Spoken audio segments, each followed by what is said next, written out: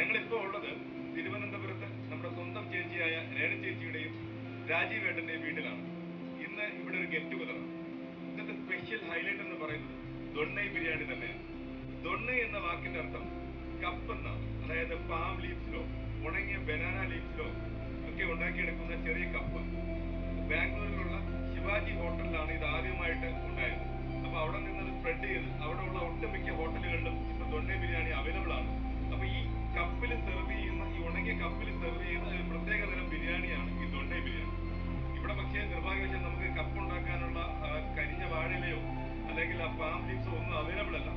ബിരിയാണി അതുപോലെ തന്നെ കിഷോർ ഉണ്ടാക്കി തരാമെന്ന് പറഞ്ഞിട്ടുണ്ട്. ബിരിയാണി ഫ്ലോപ്പ് ആവുമെങ്കിൽ അവന്റെ നെഞ്ചിൽ ഞങ്ങൾ ഇന്ന് പൊങ്കാലയും. ആദ്യം നമുക്ക് നമ്മുടെ ടെക്കി ഷെഫിനെ പരിചയപ്പെടാം. കിഷോർ ഒന്ന് നോക്കൂ. അതെ, ജോലി തിരക്കാണെങ്കിൽ കിഷോർ നോക്കാറില്ല. ആത്മാർത്ഥതയുടെ നിറകുടമാണ്. ഇതാ ചിക്കൻ നല്ല വൃത്തിയായിട്ട് കഴുകിയെടുക്കുന്നു. മാർബിൾ പീസ് പോലെ ആയി കേട്ടോ ചിക്കൻ. അങ്ങനെ ആക്കി എടുക്കണം എങ്കിലേ ആ ദൊണ്ണയ്ക്ക് ആ ദൊണ്ണ എഫക്ട് കിട്ടുള്ളൂ അല്ലേ? ദൊണ്ണയ്ക്ക് മീഡിയം പീസാണ് വേണ്ടത്. ഇത് പക്ഷേ ലെഗ് ആൻഡ് ടൈപ്പ് പീസാണ്. ഓക്കെ, രേണു ചേച്ചി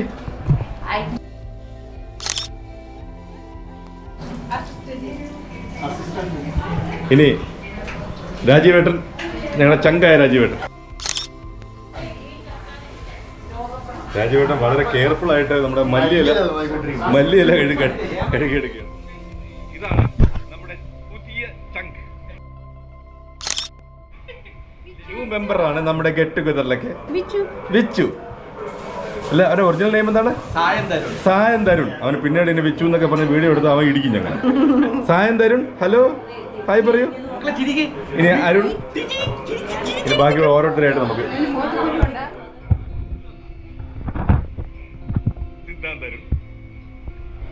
കാർത്തിക ബിരിയാണി കഴിക്കാൻ വന്നിട്ട് പൊറോട്ടയും ചിക്കൻ ഫ്രൈയും കഴിക്കുകയാണ് രണ്ടുപേരും.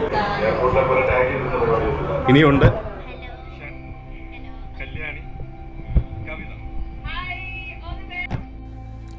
വളരെ ഈസി ആയിട്ട് ചെയ്തെടുക്കാൻ പറ്റുന്ന ഒരു ടേസ്റ്റി ബിരിയാണിയാണ് ദൊണ്ണൈ ബിരിയാണി. നമ്മുടെ ദം ബിരിയാണി പോലുള്ള വലിയ വലിയ പ്രോസസ്സുകളൊന്നുമില്ല ഈ ബിരിയാണി ചെയ്യാനായിട്ട്. വളരെ പെട്ടെന്ന് തന്നെ ചെയ്തെടുക്കാൻ പറ്റുന്ന ഒരു ബിരിയാണിയാണ്. അപ്പോൾ അതിന് വേണ്ടിയിട്ടുള്ള ആദ്യമായിട്ട് ചെയ്യുന്നത് ചിക്കൻ നന്നായിട്ട് കഴുകി വൃത്തിയാക്കിയതിന് ശേഷം അതിലേക്ക് ഉപ്പും മഞ്ഞൾപ്പൊടിയും തൈരും കൂടി മിക്സ് ചെയ്ത് മാറ്റി വെക്കുകയാണ് ചെയ്യുന്നത്. ഇപ്പോൾ ഒരു ഗെറ്റ് ടുഗദർ ആകുമ്പോൾ ഒരുപാട് ആൾക്കാരുണ്ടാവുമല്ലോ. അപ്പോൾ എല്ലാവരും കൂടി ചേർന്നിട്ടാണ് കുക്ക് ചെയ്യുന്നത്. മെയിൻ ഷെഫ് കിഷോർ ആണെങ്കിൽ ബാക്കി ഞങ്ങളെല്ലാവരും അസിസ്റ്റൻസ് ആയിരുന്നു. ഞങ്ങൾ ഓരോരുത്തരും ഓരോ സംഭവങ്ങളായിട്ട് ചെയ്തു കൊടുത്തു. ബാക്കി ഞങ്ങൾക്ക് അറിയില്ല എങ്ങനെയായിരുന്നു ഈ ബിരിയാണി ഉണ്ടാക്കുന്നതെന്ന്. അപ്പോൾ പറഞ്ഞതനുസരിച്ച് ഞങ്ങൾ ഉള്ളി അരിയാനും അങ്ങനെയുള്ള പരിപാടിയൊക്കെ ഞങ്ങൾ ചെയ്തു കൊടുത്തു. അപ്പോൾ അത് കഴിഞ്ഞിട്ട് അതിനാവശ്യമായിട്ടുള്ള ചെറിയ റൈസാണ് എടുക്കേണ്ടത്. അപ്പോൾ നമുക്ക് ആ റൈസിനെ ഒന്ന് കഴുകി വൃത്തിയാക്കി എടുക്കാം, ഊറ്റി വയ്ക്കണം, എന്നിട്ട് ബാക്കി പരിപാടീസ് ചെയ്യാം. അപ്പോൾ ഷെഫ് തന്നെ കഴുകുന്നതാണ് അതിൻ്റെ ഒരു രീതി. നല്ല കൊള്ളാവും. നമ്മളെല്ലാം ഇങ്ങനെ നോക്കി നിൽക്കും. പിന്നെ അത് കഴിഞ്ഞിട്ട് വേണ്ടുന്നത് ഇഞ്ചി വെളുത്തുള്ളി പേസ്റ്റാണ്. അതുപോലെ തന്നെ ഈ ബിരിയാണിയുടെ കളർ എന്ന് പറഞ്ഞാൽ ഗ്രീൻ കളറാണ്. അപ്പോൾ അതിന് വേണ്ടിയിട്ട് മല്ലിയില, പുതിനയില, പച്ചമുളക് ഇത് എല്ലാം കൂടിയിട്ട് നന്നായിട്ടൊന്ന് മിക്സിയിൽ അരച്ചെടുക്കണം. അപ്പോൾ ഇത് ഈ കളർ വേണം നമുക്ക്. അപ്പോൾ അതിനായിട്ട് ഇങ്ങനെ അരച്ചെടുക്കണം. അത് കഴിഞ്ഞിട്ട് പിന്നെ വേണ്ടുന്നത് സവാള, തക്കാളി, പിന്നെ പച്ചമുളകാണ് കൂടുതലും നമ്മൾ യൂസ് ചെയ്യുന്നത്. വേറെ മുളക് പൊടി അങ്ങനെ ഒന്നും ഇടുന്നില്ല.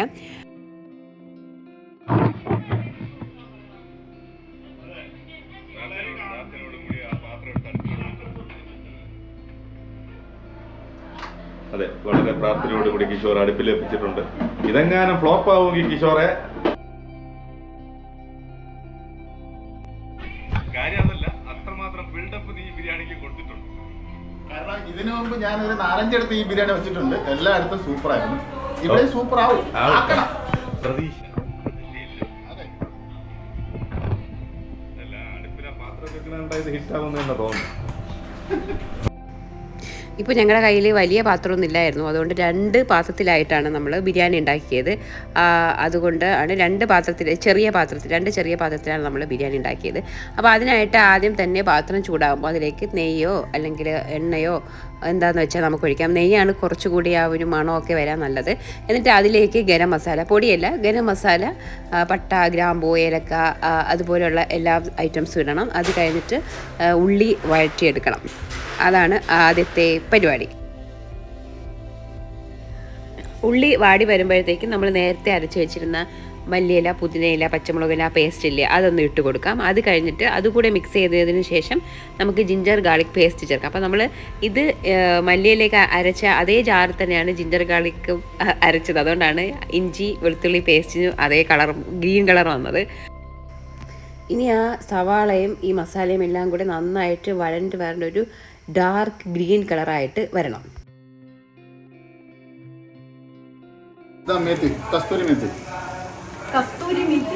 ഇതാണ് കസ്തൂരി മേത്തി. അല്ല അത് കുഴപ്പമില്ല, അതിന്റെ ഫ്ലേവർ ഇതാവുമല്ലോ, ബ്ലെൻഡ് ആവൂലേ അല്ലേ? നിനക്ക് ഇല കണ്ടപ്പോഴത്തേ വേറെന്തോ തോന്നി, അതല്ല അത്.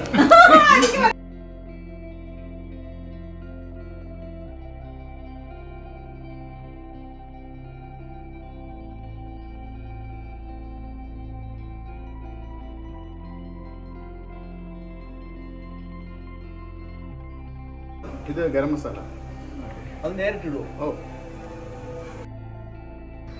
ഇപ്പോൾ നമ്മുടെ ഉള്ളിയൊക്കെ നന്നായിട്ട് വരേണ്ട ഒരു ഡാർക്ക് ഗ്രീൻ കളറായിട്ട് വന്നിട്ടുണ്ട്. ആ സമയമാകുമ്പോഴത്തേക്കാണ് നമ്മൾ ഗരം മസാലയും അതുപോലെ കുരുമുളക് പൊടിയൊക്കെ ഇട്ടിട്ടുണ്ട്, കസൂരി മേത്തി ഇട്ടിട്ടുണ്ട്. അതെല്ലാം ഇട്ടതിന് ശേഷം നമ്മൾ ചിക്കൻ അതിലേക്ക് ഇടുകയാണ് ചെയ്യുന്നത്. ഇനി ഇതിന് ചിക്കനിലുള്ള വെള്ളം ഇറങ്ങിയിട്ട് ആ ഒരു മസാലയിലിരുന്നത് വെന്ത് വരും. വെന്തതിന് ശേഷമാണ് നമ്മൾ അതിലേക്ക് റൈസ് ഇടുന്നത്.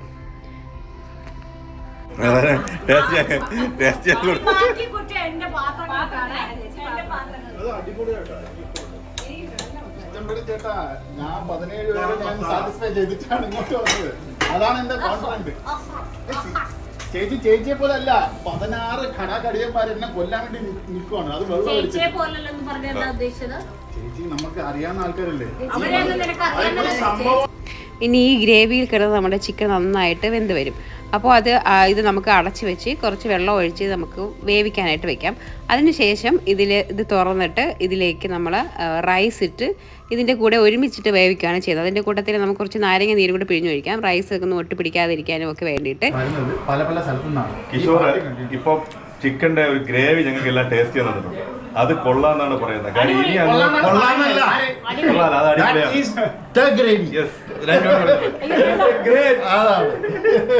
അപ്പൊ മാത്രല്ല ഇതില് ഇനി കൈവിട്ട് പോയ കിഷോറിന്റെ കുറ്റമല്ല, ഇവിടുത്തെ രേണു ചേച്ചിയുടെ പാത്രങ്ങളുടെ കുറവാണ്. നീ പാത്രങ്ങളുടെ സ്പെക്ക് കൊടുത്തില്ല, സാധനങ്ങളുടെ ലിസ്റ്റ് മാത്രം. നിങ്ങളൊക്കെ കേട്ടതല്ലേ, 10 ലിറ്ററിന്റെ പാത്രം ക്ലിയർ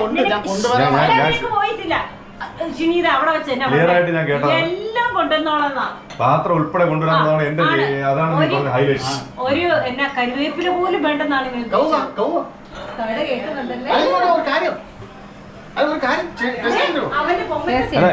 കേട്ട് പിന്നെ ടേസ്റ്റ് ചെയ്യാൻ കിട്ടില്ല. ഇനി ചിലപ്പോ കൈവിട്ട് പോകും. ഇപ്പൊ ടേസ്റ്റ് ചെയ്തു, ഇതുവരെ ഓക്കെയാണ്. ഇനി അത് മാറ്റി കൊടുക്കുമ്പോ ചിലപ്പോ പണി കിട്ടും. ഓക്കെ, സൂപ്പർ പൊളിയല്ലേ? അതെ, ഇതാണ് കഴിവില്ലാത്തവരെ കഴിവില്ല എന്ന്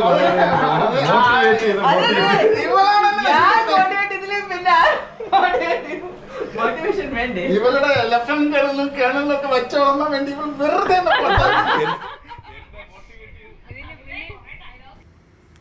ഏത് വീട്ടിൽ ചെന്നാലും അവിടുത്തെ ടി വിയിൽ ഞങ്ങളെ ചാനലെടുത്ത് അത് സബ്സ്ക്രൈബ് ചെയ്യിച്ചിട്ട് അവരെ മൊത്തത്തിൽ വെറുപ്പിക്കുക എന്നുള്ളത് ഞങ്ങളുടെ ഒരു എൻ്റർടൈൻമെൻറ്റ്.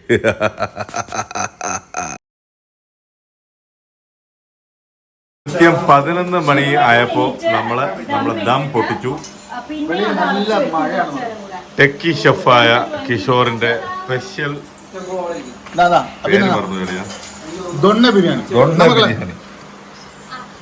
പപ്പടവും സാലഡും വെച്ചോ. മണം എന്നൊക്കെ പറഞ്ഞാൽ 1.5 മണം. അങ്ങനെ നമ്മുടെ ബിരിയാണി ഇവിടെ റെഡി ആയിട്ടുണ്ട്. അപ്പോൾ നമ്മൾ ദമ്മ് പൊട്ടിച്ചതിന് ശേഷം വീണ്ടും ഒരു 20 മിനിറ്റ്സ് അടച്ച് തന്നെ വെച്ചിട്ടുണ്ടായിരുന്നു. അത് കഴിഞ്ഞതിന് ശേഷമാണ് സെർവ് ചെയ്യുന്നത്. അപ്പോഴാണ് ആ കറക്റ്റ് ആ ഒരു മണവും ടേസ്റ്റും എല്ലാം ആ ബിരിയാണിയിൽ പിടിക്കുന്നത്. സൂപ്പർ ടേസ്റ്റി ബിരിയാണി ആയിരുന്നു. സോൾട്ട് ബേ കിഷോർ, ഇത് കിഷോർ ബേ. ഇത് സംഭവമാണ്.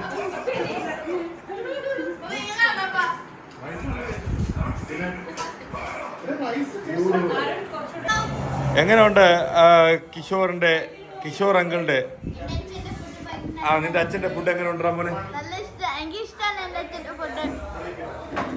സ്പെഷ്യൽ ബിരിയാണി, ദൊണ്ണ ബിരിയാണി. ദൊണ്ണൈ ബിരിയാണി. എങ്ങനെയുണ്ട് തനു ദൊണ്ണൈ ബിരിയാണി? അതാ.